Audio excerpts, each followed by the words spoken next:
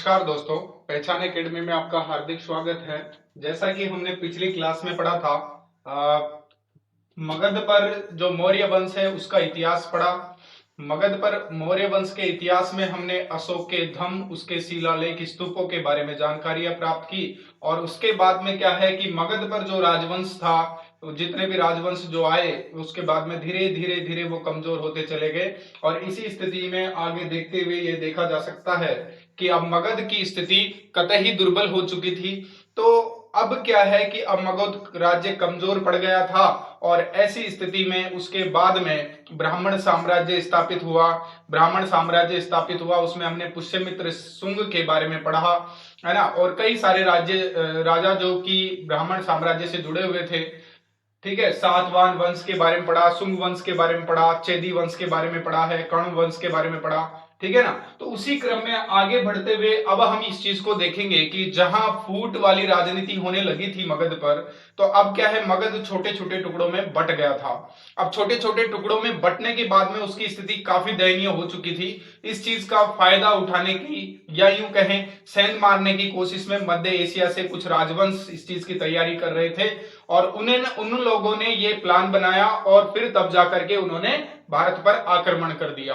तो इस कहानी को हम इस तरीके से देख सकते हैं कि भारत पर आक्रमण करने की जो सीरीज है, उस जो क्रम है, उस क्रम में हम यूं देख सकते हैं कि सबसे पहले हिंद यूनानियों ने भारत पर आक्रमण किया।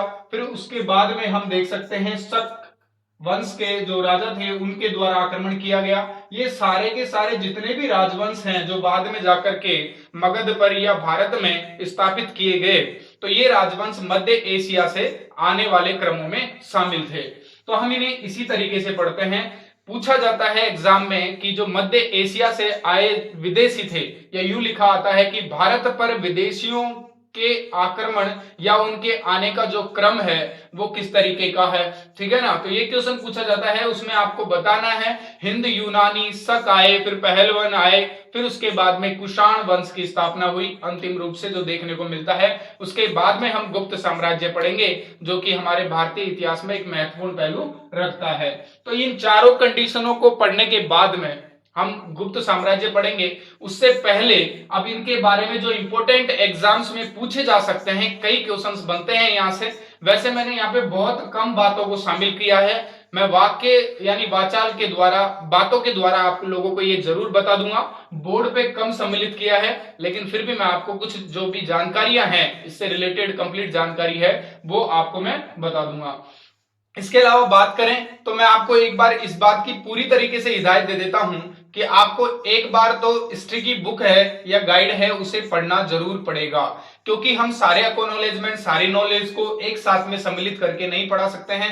फिर भी कुछ ना कुछ बातें रह जाती हैं, उन्हें आपको पूरा पढ़ने के लिए एक बार आप हिस्ट्री की गाइड है उसे पूरा पढ़िए। या आप ऐसे कीजिए, सबसे पहले आप हिस्ट्री को वीडियोस के माध्यम से समझिए और उसके बाद में आप जैसे ही गाइड पढ़ेंगे तो ये पूरी की पूरी आपको समझ में आने लगेगी।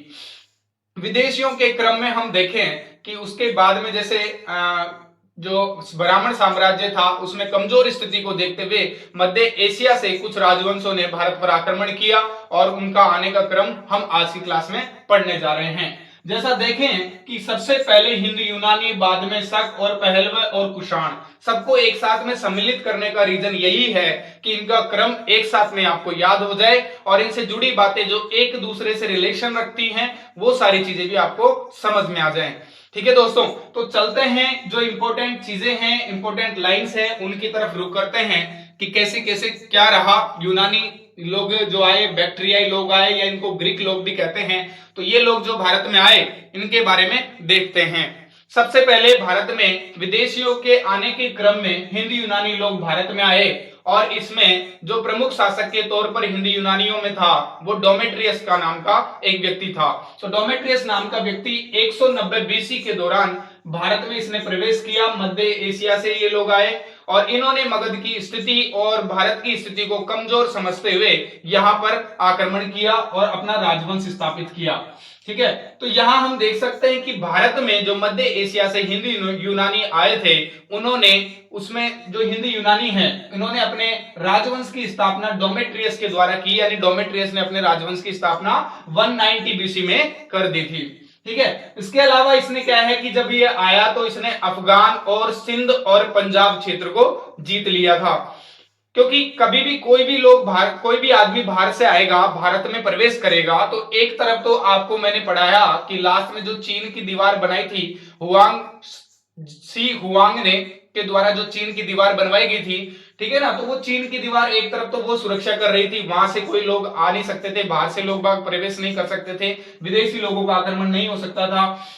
साउथ की तरफ बात करें तो साउथ की तरफ क्या है, चारों तरफ समुद्री फैला हुआ था, समुद्री फैलाव था, तो इस वजह से वहां पर आपको अगर आक्रमण करना है तो वहां आपको एक नेवी सेना की जरूरत पड़ेगी, जल सेना की जरूरत पड़ेगी। तो ऐसा भी उस टाइम पर संभव नहीं था। इस वजह से जो भी आक्रमण होते थे वो भारत की पश्चिमोत्तर सीमा से हुआ करते थे, और वहां पश्चिमोत्तर सीमा में जितने भी राजवंश थे वो सभी लगभग कमजोर राजवंश उत्पन्न हुए, उनका साम्राज्य स्थापित था, लेकिन वो सभी टुकड़ों में बटे हुए थे। इन्हीं चीजों का फायदा विदेशियों ने उठाया और हिंदू यूनानियों ने भी इसी चीज का फायदा उठाया। तो देखते हैं हिंदू यूनानी सबसे पहले जैसे ही पश्चिमोत्तर भाग पर आए तो इन्होंने सबसे पहले अफगान को जीता, फिर सिंध क्षेत्र को जीता है। सिंध क्षेत्र उस टाइम पाकिस्तान नहीं था, सिंध क्षेत्र को ही हम आज पाकिस्तान के नाम से जानते हैं। सिंध क्षेत्र को जीता, फिर भारत में पंजाब को जीता, ठीक है। इस तरीके से इन्होंने पश्चिमी सीमा से एंट्री की, और एंट्री करने के बाद में इन्होंने अपनी राजधानी साकल सियालकोट में स्थापित कर ली थी। बात करें मिनांडर और नागसेन से संबंधित एक बुक है जो कि हिंद यूनानी वाले पार्ट में से पूछी जाती है, उसका नाम पूछा जाता है मिलिंद पिन्हो। बहुत विख्यात बुक है, आपने कई बार इसका नाम भी सुना होगा, एग्जाम्स में भी आता है, कई सारी गाइड्स में भी आपको देखने को मिलेगा, ठीक है ना। तो मिनांडर और नागसेन के बीच में प्रश्नों का एक संग्रह हुआ था, जिसमें मिनांडर के प्रश्नों को संकलित किया गया है। उस बुक का नाम है मिलिंद पिन्हो। उस बुक का क्या नाम है? मिलिंद पिन्हो। तो ये आपको याद रखना है। बात करें हिंदू यूनानियों का सबसे ज्यादा प्रभाव भारतीय संस्कृति पर क्या देखने को मिला, तो भारतीय संस्कृति में यह देखने को मिला कि हिंदू यूनानियों ने सबसे ज्यादा या सबसे पहले सोने के सिक्के जारी किए थे। सबसे पहले शुद्ध सोने के सिक्के जारी करने वाले जो लोग थे, विदेशी थे, वो हिंदू यूनानी थे, ठीक है। फिर इसी क्रम में आगे बढ़ते हैं तो आगे चलते हुए मध्य एशिया का ही एक राजवंश शक राजवंश था, जिसकी स्थापना रुद्रदमन ने कर दी, ठीक है। उसकी स्थापना किसने की? रुद्रदमन ने की। ये याद रखना है आपको। ये 180 बीसी से, ठीक है, 144 बीसी तक के टाइम पीरियड तक यहाँ इस वंश का राजवंश रहा था। और इसने क्या है, सुदर्शन झील का जीर्णोद्धार किया था। यानी जो सुदर्शन झील है वो चंद्रगुप्त मौर्य के काल में मौर्य वंश के इतिहास के दौरान बनाई गई थी, और उसका जो मुख्य तौर पर जीर्णोद्धार का जो काम है वो रुद्रदमन ने पूरा किया, ठीक है। और संस्कृत में जो पहला अभिलेख या मौर्य इतिहास के बारे में जो सबसे ज्यादा जानकारी हमें जिस अभिलेख से प्राप्त होती है वो जूनागढ़ अभिलेख है। और जूनागढ़ अभिलेख के बारे में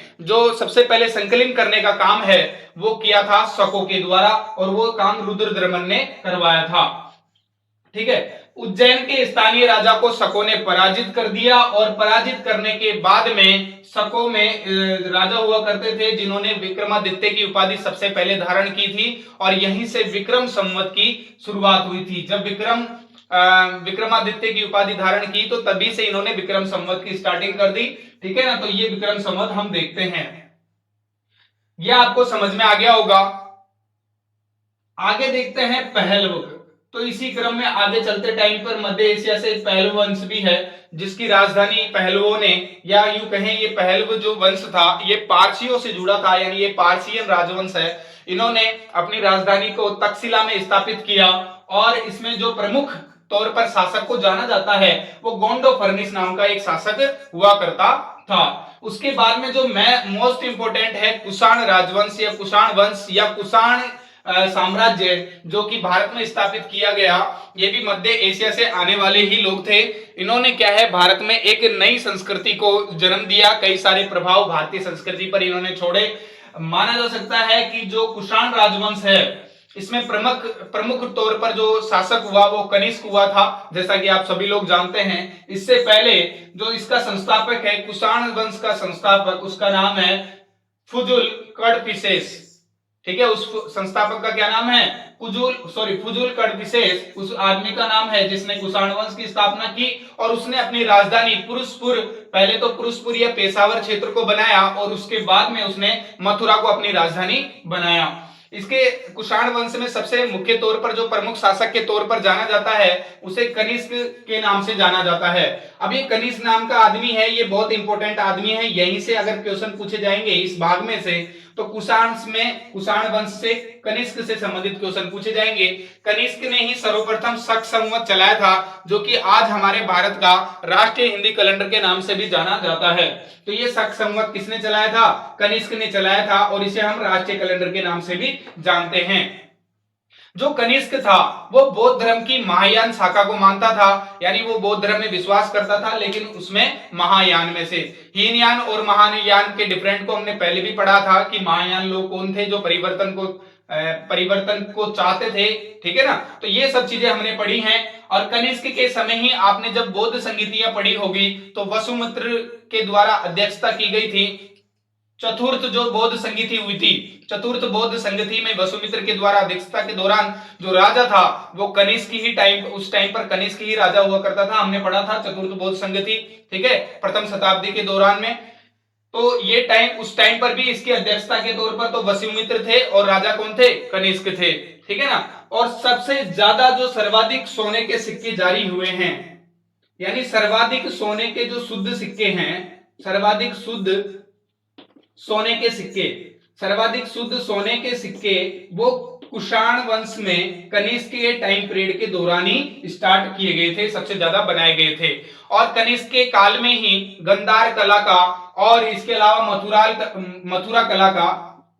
गंधार कला और मथुरा कला का सर्वाधिक विकास देखने को मिलता है। किसके टाइम पीरियड में? कनिष्क के टाइम पीरियड में गंधार कला और मथुरा कला का सर्वाधिक विकास देखने को मिलता है, ठीक है ना दोस्तों। तो इस तरीके से विदेशियों का ये आने का क्रम है, जिसमें हम समझ सकते हैं सबसे पहले हिंद यूनानी, बाद में शक, फिर तीसरे नंबर पे पार्शियन या पहलव, और चौथे नंबर पर कुषाण, जिसमें मुख्य तौर पर हम कनिष्क को पढ़ते हैं। तो ये चारों राजवंश थे। इसके बाद में क्या है कि गुप्त साम्राज्य की स्थापना हुई, जैसा कि हम अब नेक्स्ट क्लास में इस चीज को पढ़ेंगे। और भी कुछ इंपॉर्टेंट क्वेश्चंस यहां से बन सकते हैं जो मैं आपको बता देता हूं, जैसे कि कुछ क्वेश्चंस हैं यहां से अब तक की क्लास में जैसे आपको देखे गए होंगे, इससे पहले मैंने बुक्स के बारे में जानकारी नहीं दी थी। अश्वघोष ने बुद्ध के जीवन चरित्र के बारे में एक पुस्तक लिखी थी जिसका नाम है बुद्ध चरित्र। जिस पुस्तक का नाम क्या है? बुद्ध चरित्र अश्वघोष ने लिखी थी। चरक ने एक पुस्तक लिखी थी, तो उस पुस्तक का नाम क्या है? चरक संहिता। आप लोग देखते होंगे कई बार क्वेश्चंस में भी पूछ लिया जाता है इसको, और कई सारी गाइड्स में भी देखने को मिलता है। सुश्रुत किस चीज के जनक कहे जाते हैं? तो सुश्रुत भी एक मध्य एशिया से आने वाले लोगों में ही शामिल थे। तो सुश्रुत को शैल्य चिकित्सा का जनक कहा जाता है। इसके अलावा एक इंपॉर्टेंट आदमी और है नागार्जुन। तो ये नागार्जुन है जिसे भारत का आइंस्टीन कहा जाता है। इसने शून्यवाद का सिद्धांत दिया था। किसका सिद्धांत? शून्यवाद का सिद्धांत प्रतिपादित किया था, शून्यवाद का सिद्धांत, ठीक है। इसे भारत का आइंस्टीन भी कहा जाता है, यानी शून्यवाद के सिद्धांत को ही सापेक्षता के सिद्धांत से रिलेट किया जाता है, सापेक्षता के सिद्धांत से जोड़कर देखा जाता है, ठीक है। तो भारत का आइंस्टीन किसे कहा जाता है? नागार्जुन को कहा जाता है। चरक ने चरक संहिता लिखी थी और सुश्रुत ने शैल्य चिकित्सा के ऊपर एक बुक लिखी थी, इस वजह से इन्हें शैल्य चिकित्सा का जनक भी कहा जाता है। और बुद्ध चरित्र नामक जो ग्रंथ है उसकी रचना अश्वघोष ने की थी। तो ये इंपॉर्टेंट लाइनें थी जो मैंने आपको बताई है। इसके आगे नेक्स्ट क्लास में हम पढ़ेंगे गुप्त साम्राज्य के बारे में। और गुप्त साम्राज्यों में जैसे कौन कौन प्रमुख तौर पर शासक देखने को मिलेंगे आपको? श्री गुप्त है, घटोत्कच है, विष्णुगुप्त है, चंद्रगुप्त प्रथम है, समुद्रगुप्त है, चंद्रगुप्त द्वितीय है, इसके अलावा भानुगुप्त है, स्कंदगुप्त है। तो ये सारे ही शासक हैं जिनके बारे में हम आगे की क्लास में पढ़ेंगे, ठीक है दोस्तों। मिलते हैं नेक्स्ट क्लास में, जब तक के लिए गुड बाय।